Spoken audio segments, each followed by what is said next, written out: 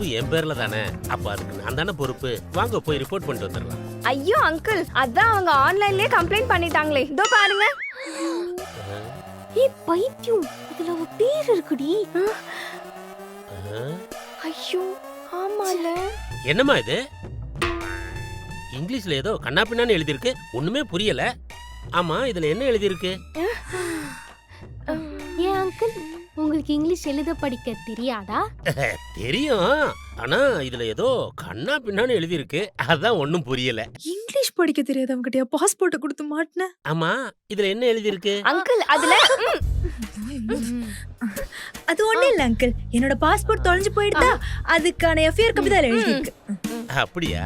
சரி, இந்தா, நீங்க எதுக்கும் கவலைப்படாதே. பாஸ்போர்ட் ஆபீஸ்ல நமக்கு வேண்டப்பட்டவர் ஒருத்தர் வேலை பார்க்கறார். அவர்கிட்ட எல்லா விவரத்தையும் சொல்லிட்டேன். அவர் இங்க வருவார். நீங்க இத காமிச்சு சொன்னேன்னா போதும், 2 நாள்ல உங்களுக்கு பாஸ்போர்ட்